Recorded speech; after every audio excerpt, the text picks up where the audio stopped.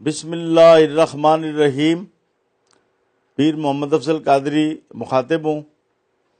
تحریک لبیک یا رسول اللہ کی طرف سے یہ اعلان کر رہا ہوں کہ پہلے تو انہوں نے ناموس رسالت پر حملہ کیا، گستاخ رسول کو رہا کیا، پھر پوری دنیا میں مسلمانوں کا مذاق اڑایا جا رہا ہے، ختم نبوت کا، ناموس رسالت کا۔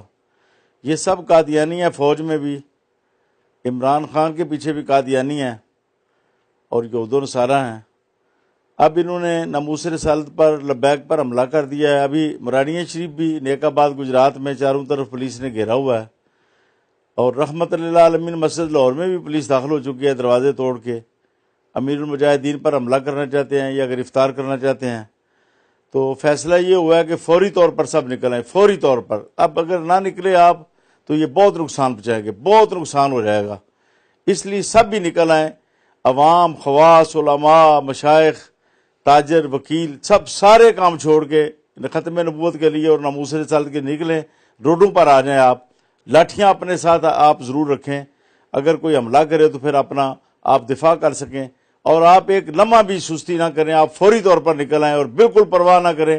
اگر آپ نے کمزوری دکھائی تو یہ بہت نقصان پہنچا دیں گے دین کو۔